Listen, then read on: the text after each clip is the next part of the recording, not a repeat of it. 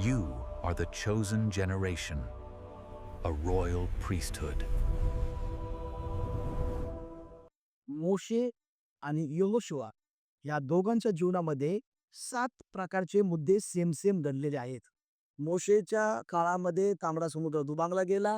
यहोशुआच्या काळामध्ये नदी दुभांगली गेली.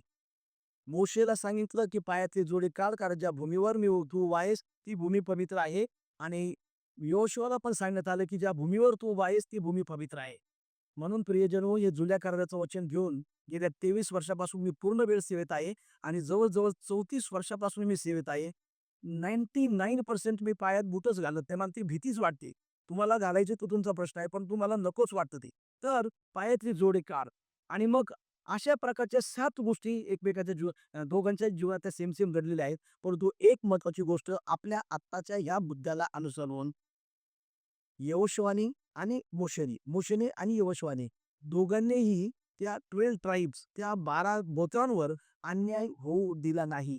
आणि आपण त्यांची बरोबरी करण्याचं काहीच कारण नाही. कारण ते चांगलेच लोकं होते. सध्याच्या परिस्थितीमध्ये प्रॉपर्टीच्या बाबतीत मुलीवर अन्याय, मुलावर अन्याय, जावयावर अन्याय, सुनावर अन्याय आणि म्हणून आपण सर्व प्रार्थना करत आहोत. हे सगळं ढोंग आहे मित्रांनो.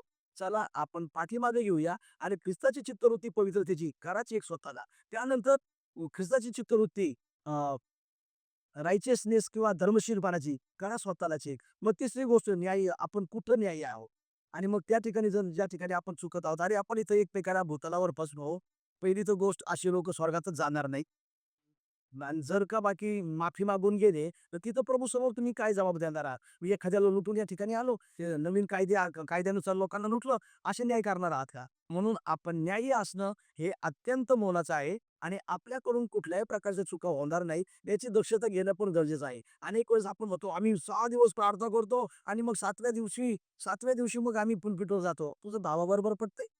पटतंय? पाळत भावाबरोबर नाही ना? मग कशाला एवढं प्रार्थनेचं ढोंग करायचं? मग हे मला कोणाचा न्याय नको करायला, परंतु आपण आपण आत्मपरीक्षण करूया आणि न्याय्य जस्ट देवाचं वचन सांगतं थेसलोनिकच्या पहिल्या अध्यायामध्ये, पहिल्या पत्राच्या पहिल्या अध्यायामध्ये 5व्या-6व्या वचनामध्ये, की गॉड इज जस्ट. देव न्याय्य आहे. तो तुमच्यावर संकट आणणाऱ्यांवर परत संकटाने फेड करतो. अशा प्रकारचा देव न्याय्य आहे, असं लिहिलेलं आहे. आणि म्हणून आपण न्याय्य असावं. ख्रिस्ताने देखील अशा प्रकारचा न्याय केला, की एक स्त्री जिला त्या लोकांना दोषात पकडायचं होतं आणि प्रभूलाही दोषात पकडायचं होतं. आणि मग त्या स्त्रीला लोक घेऊन आले आणि प्रभूसमोर उभं केलं. आणि प्रभूला सांगितलं, की "हिने अशा-अशा प्रकारे केलेलं आहे."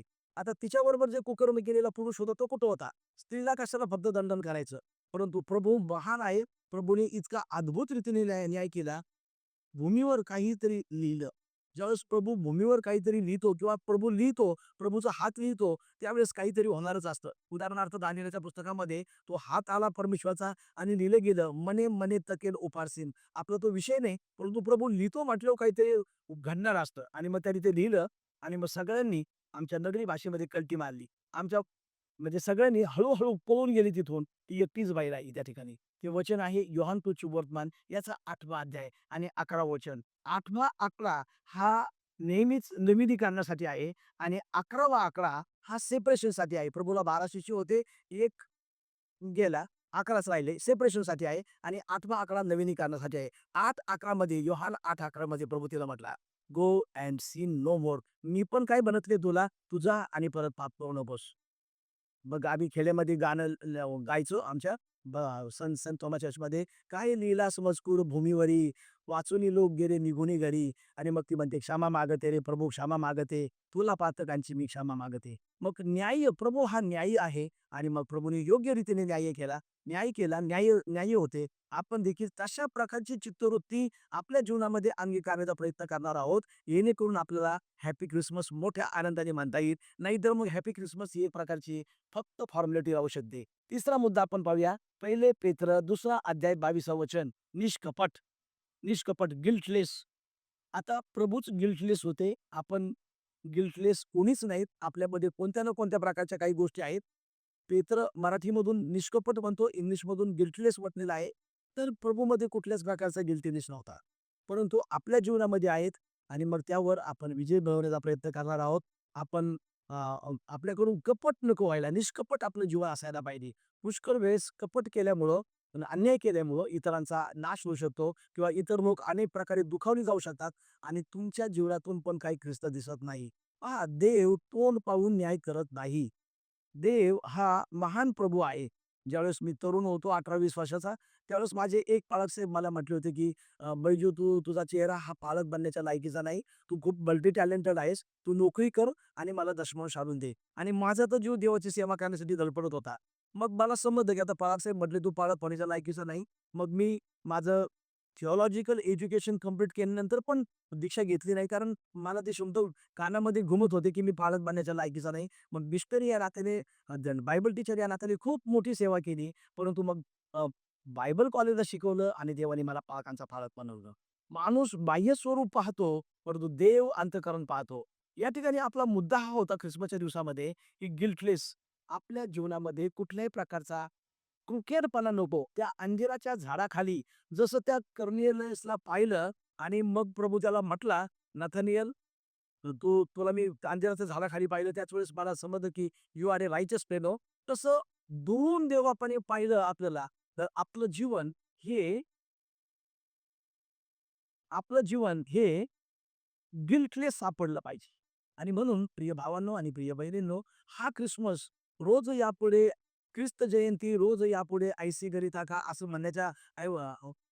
म्हणायच्या ऐवजी आपल्या जीवनातलं गिल्टनेस पहा. आपण कुठं कपट केलंय का? कारण स्तोत्र 107:20 मध्ये अशा प्रकारे म्हटलेलं आहे, "कपट करणाऱ्याला माझ्या घरात छावा मिळणार नाही." जर ऑर्डिनरी माणसाला म्हणजे दावीद राजा अशा प्रकारे म्हणतो, तर मग आपल्याला स्वर्गामध्ये थारा मिळेल का? जर आपण कपट केले तर. मग आपण फक्त बोलतच राहतोय, "तवा दूतांचा रम्य नभी जमला, घरी तो मधुतम गाण्याल गात आला, सकल जगताचा धनी मनुष्य झाला." गणे हा चमत्कार पहिला, चमत्कार पहिला.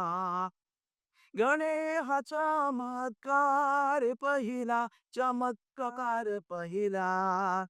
हवा दूतांचा रम्य लभी जमला. हे गाणं आपण जाऊन एन्जॉय करत आहोत. देवाला गोड असो. परंतु त्याबरोबर आपण स्वर्गात जाऊ का? जर आपण आपल्या जीवनामध्ये कपट ठेवलं तर. आणि म्हणून कृपा करून प्रियजनो, ख्रिसमस येत आहे. As Christmas comes soft and still, may the spirit of peace and love and holiness then keep in. आपल्या जीवनामध्ये ते देवाचा पवित्र आत्मा येऊ द्या आणि आपल्या जीवनातलं कपट आपण काढण्याचा प्रयत्न करणार आहोत आणि किंबहुना प्रार्थना करून आपण निष्कपट जीवन कसं जगता येईल ख्रिस्ताप्रमाणे ते जगण्याचा प्रयत्न करणार आहोत. त्यानंतर सेकंड करीतकाराचं दुसरं पत्र याचा 5वा अध्याय आणि 21वं वचन. ख्रिस्ताचं जीवन हे पाप विरहित होतं. आता तो ख्रिस्तच. पेजर हो, ख्रिस्ताचं नाव ते मधुर आहे. ख्रिस्ताचं नाव ते गोड आहे. परंतु सेम टाईम ख्रिस्ताचं नाव हे खतरनाक आहे. खतरनाक मी अशासाठी म्हटलो, की अनेक राष्ट्रांमध्ये ख्रिस्ताच्या नावाला बंदी आहे. अ, काही ठिकाणी रिसेंटली माझे एक मित्र बाहेरच्या देशामध्ये गेलेत, कुठल्या मी सांगत नाही. तर त्या ठिकाणी पवित्र शास्त्र घेऊन जायची परमिशन नाही. मग बायबलमध्ये सॉरी मोबाईलमध्ये जे पवित्र शास्त्र आहे, ते वाचावं लागतं. तर काही देशांमध्ये ख्रिस्ताचं नाव घ्यायची परमिशन सुद्धा नाही. त्याचं कारण असं आहे, की हे जग पापाने भरलेलं आहे. जिकडं-तिकडं पापच पाप आहे. आपणही पापी आहोत.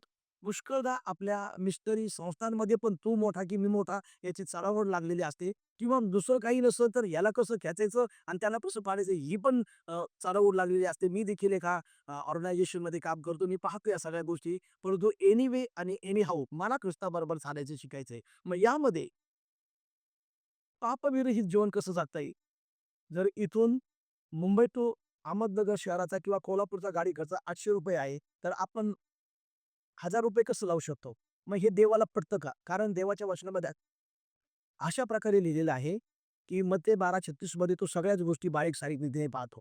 त्याचप्रमाणे मलाकी 30:6 त्याचे कॅमेरे जिकडं-तिकडं लागलेले असतात. मग त्यासाठी आपल्याला किंवा इब्रिस 2:6 मध्ये अशा प्रकारे म्हटलं, की आपण स्वर्गीय स्थानामध्ये बसलेलो आहोत. मग स्वर्गीय स्थानामध्ये 800चे ₹1000 कसे करू शकतो? तर तो आहे आपल्याबरोबर. तो पापविरहित होता, तो पापविरहित आहे.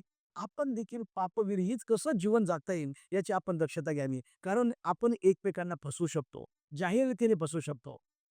काही दस्तऐवज करू शकतो, काही इमोशनल ब्लॅकमेल करू शकतो. पण ज्यावेळेस देवाचा न्याय येतो, योग 34:11 स्तोत्र 62:12, यिर्मया 17:10 आणि प्रकटीकरण 22:12, मग त्या न्यायातून कोणीही वाचू शकत नाही. माझ्याकडं पवित्र शास्त्रातले आणि पवित्र शास्त्राच्या बाहेरचे ढिगभर पुरावे आहेत. हे रक्त सांडिता का शोधीशी पुरावा. तर त्यांनी रक्त सांडलेलं आहे. आपल्याकडे पुरावे आहेत. तर कृपा करून तुम्हाला आणि मला पापविरहित जीवन, जगिक जीवन जगत असताना किंवा आत्मिक जीवन जगत असताना किंवा आत्मिक आगुवा पुढारी या नात्याने पापविरहित जीवन कसं जगता येईल याची आपण दक्षता घेणार आहोत. हा पंथ एक आहे आपला आणि यामधून आपण हे शिकणार आहोत, की आमच्या जीवनातून ख्रिस्त दिसला पाहिजे. हा तो ख्रिस्ताचा स्वभाव आहे.